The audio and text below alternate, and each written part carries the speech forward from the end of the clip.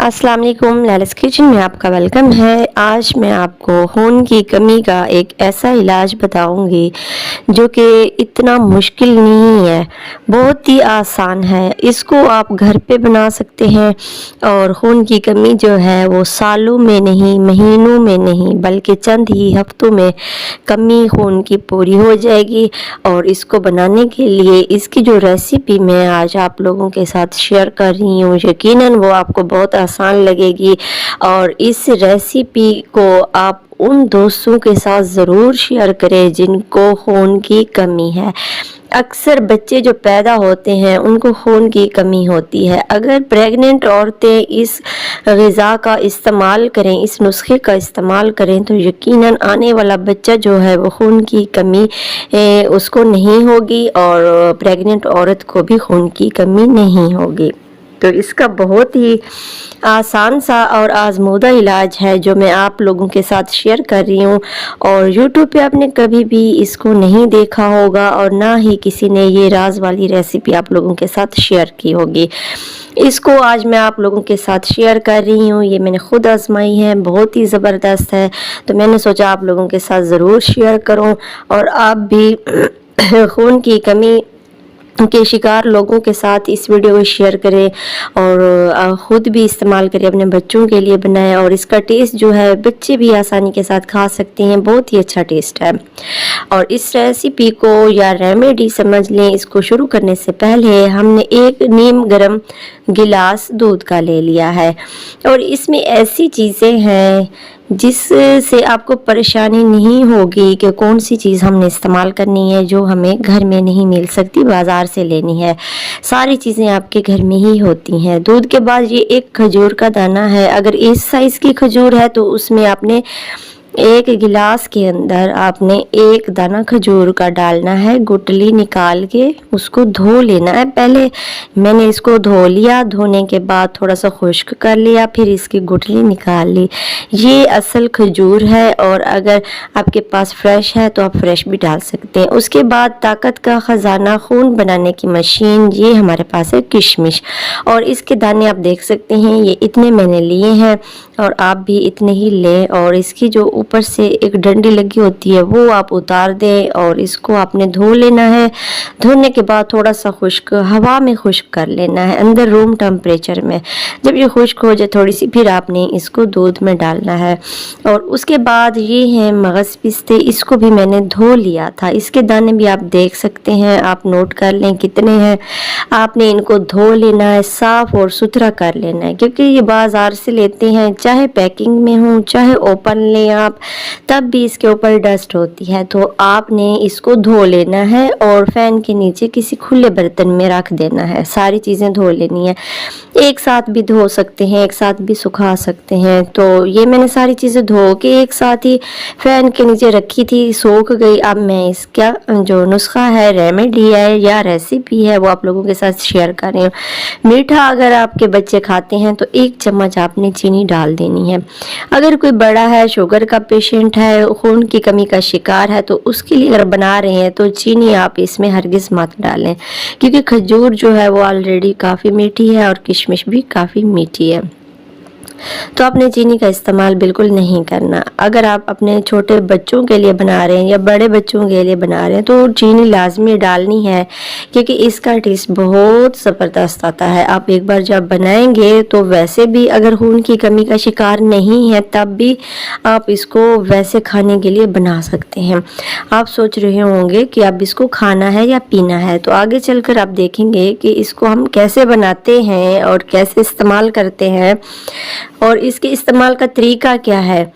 और ये हमारे पास मक्खन है। मक्खन जो है मैंने इतना लिया, तकरीबन 1 बड़ा चम्मच, तो ये मैंने इसके अंदर डाल दिया। मक्खन भी मैंने सफ़ेद वाला ही इस्तेमाल किया है। अब इसको डालने के बाद हमने इसको ऐसे हल्के हल्के हाथों से धीरे धीरे मिक्स करते जाना है। और आपने फ्लेम ज़्यादा हाई नहीं करनी। अगर आप फ्लेम हाई करेंगे तो दूध जो है वो खुश्क हो जाएगा बहुत जल्दी और जो चीज़ें हमने डाली हैं ये सॉफ्ट नहीं होंगी। हमने इनको लो टू मीडियम फ्लेम के ऊपर सॉफ्ट कर लेना है। मक्खन हमने इसके अंदर डाल दिया है ताकि इसके पेंदे के साथ भी नहीं चिपके और इसके अंदर जितने भी एनर्जी विटामिन सब कुछ है वो इसके अंदर मिक्स हो जाए। तो ये सारी चीज़ें ये देख सकते हैं। अब मिकदार आप देख लें दूध की, दूध हमारे पास कितना रह गया है। थोड़ा सा दूध इसमें बाकी होना चाहिए, बिल्कुल भी इसको ड्राई नहीं करना। अब हमने एक मिक्सी का जार ले लेना है, ब्लेंडर ले ले आप, जिसमें भी आप इसको ब्लेंड कर सकें। तो ये हमारे पास ब्लेंडर है, इसको हम ब्लेंड करेंगे मिक्सी में डाल के। तो ये सारी चीज़ें जो है हमने पका ली हैं। तकरीबन पकाने का टाइम जो है 7 से 8 मिनट ही लगा है। ये मैं 1 गिलास बना रही हूँ, ठीक है। आप ये भी नोट करें कि 1 गिलास के लिए मैंने कितनी चीज़ें डाली है और कितना टाइम लगा है। अगर 2 गिलास बनाएंगे तो ये सारी चीज़ें आपने डबल कर देनी है। तो 1 गिलास के लिए मैं आपको ये रेमेडी रेसिपी दे रही हूँ। तो इसको अब हम ब्लेंड करेंगे। ब्लेंड करने के बाद मैं दिखाती हूँ कि ये कैसे बन जाता है। अब हमने इसको ब्लेंड कर लिया। ब्लेंड करने के बाद आप ये देखें, ये एक थिक सा हमारे पास बैटर बन गया है। पहले तो हमारे पास लिक्विड फॉर्म में था दूध और उसके अंदर जो चीज़ें हमने डाली थी, फिर हमने उसको बॉईल किया। उसमें थोड़ी मिकदार दूध की जब रह गई तो हमने इसको गरम गरम मिक्सी में डाल के फिर हमने इसको ब्लेंड कर लिया। ये देखें, ये अब हमारे पास स्मूथ सा मिक्सचर बन गया है और इसका टेस्ट बहुत ही मज़े का है। और कोई नहीं कहेगा कि ये कोई मतलब देसी इलाज है या देसी कोई दवाई है। नहीं जनाब, ये बहुत ही ज़बरदस्त और परफेक्ट आपके पास ये हमने स्मूथ सा मिक्सचर बना लिया। इसका टेस्ट भी बहुत परफेक्ट है। आपने देखा है हमने जो जो चीज़ें इसके अंदर ऐड की हैं और इसको ये देखिए हमने किस तरह से बना लिया है। अब आपने खाना कैसे है, अगर तो आप प्रेग्नेंट हैं, आप ने इसको सुबह सवेरे 1 चम्मच तकरीबन आप देख सकते हैं, ये खाने वाला 1 चम्मच है, इतना आपने ले लेना है और इसको खा लेना है। 1 चम्मच प्रेग्नेंट औरतों के लिए है। अगर बच्चे हैं तो उससे थोड़ा, अगर आपका छोटा बच्चा तो 1 चम्मच से थोड़ा सा कम उसको दें। ठीक हो गया। और आप इस चीज़ को ना 1 हफ्ते के लिए भी बना के फ्रिज में रख सकते हैं और फिर आप इसको इस्तेमाल कर सकते हैं। अब डेली तो ये कोई नहीं बना सकता, तो 1 हफ्ते के बाद तो आप बना सकते हैं। 1 हफ्ते के लिए आप बना लें, तकरीबन 5 से 6 गिलास 1 हफ्ते के लिए। 5 गिलास ही लगेंगे आपके दूध के, तो उसके अंदर ये चीज़ें उतनी ही डबल करते जाना है जितनी 1 गिलास के लिए हमने इसके अंदर डाली थी। तो ये मैंने बना लिया है। ये देखिए, ये 1 गिलास है। अगर आप 1 हफ्ते के लिए बनाएंगे तो उसको आपने शीशे वाले जार में रखना है। अगर शीशे की कटोरी है इस तरह की तो उसको ऊपर से ढक्कन लगा के रख देना है ताकि इसके अंदर नमी या पानी या जो चीज़ भी हम फ्रिज में रखते हैं उसकी स्मेल इसके अंदर नहीं जा सके और ये ख़राब भी नहीं हो सके।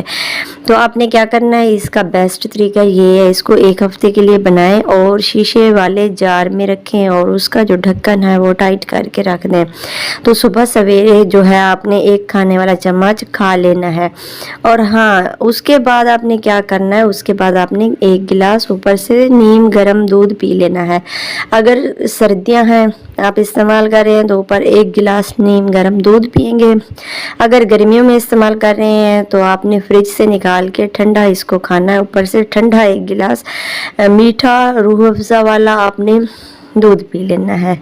और सर्दियों में अगर आपने फ्रिज में रखा है तो थोड़ा सा आपने निकाल लेना, उसको माइक्रोवेव कर लेना है, बिल्कुल नीम गरम कर लेना है। ज़्यादा गरम नहीं करना बल्कि नीम गरम ही करना है माइक्रोवेव में रख के। अगर आप सर्दियों में इस्तेमाल कर रहे हैं तो ऊपर से नीम गरम दूध पीना है।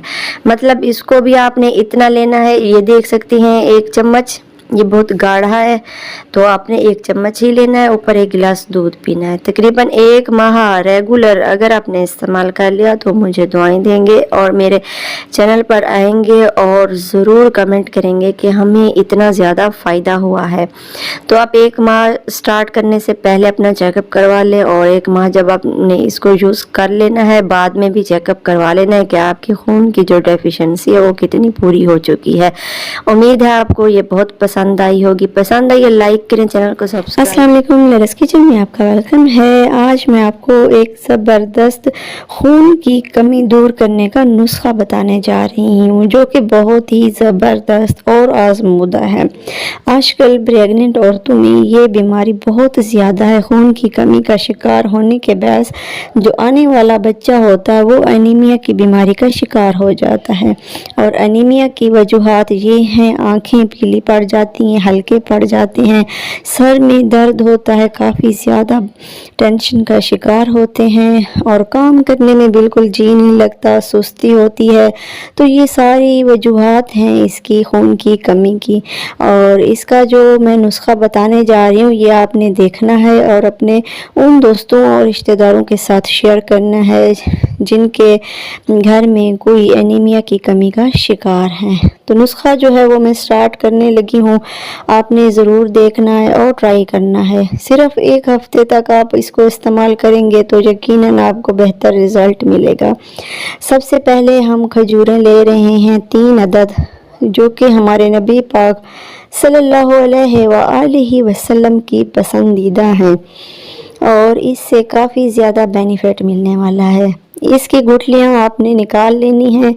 ये देख सकते हैं आप, 3 अदद खजूरें लें और इसकी गुठलियाँ निकाल के 1 कप में डाल दें। पहले खजूरों को धो लें और फिर इनको साफ़ कर लें, मतलब कि खुश्क कर लें। फिर आप इनकी गुठलियाँ निकाल के इसमें सादा पानी जो हम पीते हैं वो डाल दें और पानी जो है वो खजूरों से ऊपर होना चाहिए, ताकि ये पूरी रात इसके अंदर पड़ी रहेंगी तो फूल जाएंगी। और जब आप इसको भिगो के रखें तो ऊपर से इसको किसी चीज़ के साथ ढाँप लें।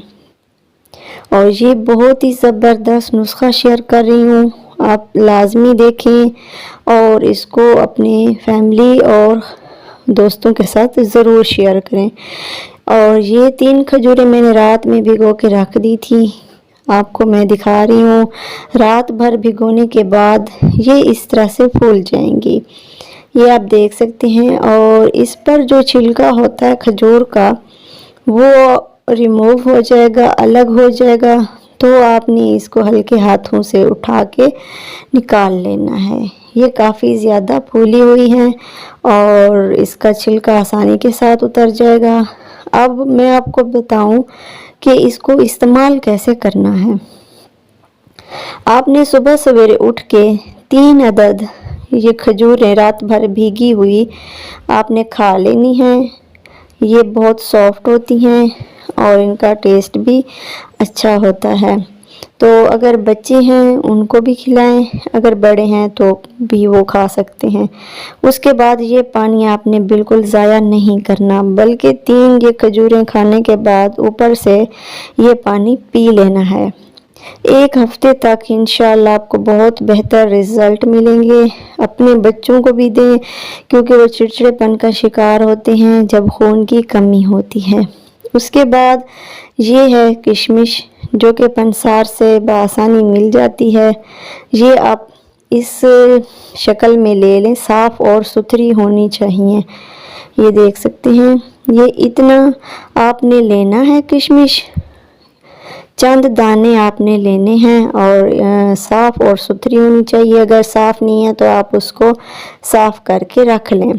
और इसके ऊपर जो डंडी होती है वो आपने उतार लेनी है। और फिर आपने इसको खाना कब है, इसको आपने मगरिब से पहले और असर के बाद, ये इतनी आपने लेनी है और एक एक दाना आपने खाना है और उसको चबा चबा कर खाना है। ऐसा ना हो कि ये आप मुट्ठी भर के मुंह में डाल लें और एक साथ ही खा लें, ऐसा बिल्कुल नहीं खाना। एक एक दाने को चबा चबा कर खाना है। इस नुस्खे को आपने 1 हफ्ते तक इस्तेमाल करके देखना है, आपको काफ़ी बेहतर रिज़ल्ट मिलेंगे। और फिर आप इसको 3 माह लगातार इस्तेमाल करें, आप खून की कमी आपकी पूरी हो जाएगी। Thanks for watching. अल्लाह हाफिज़।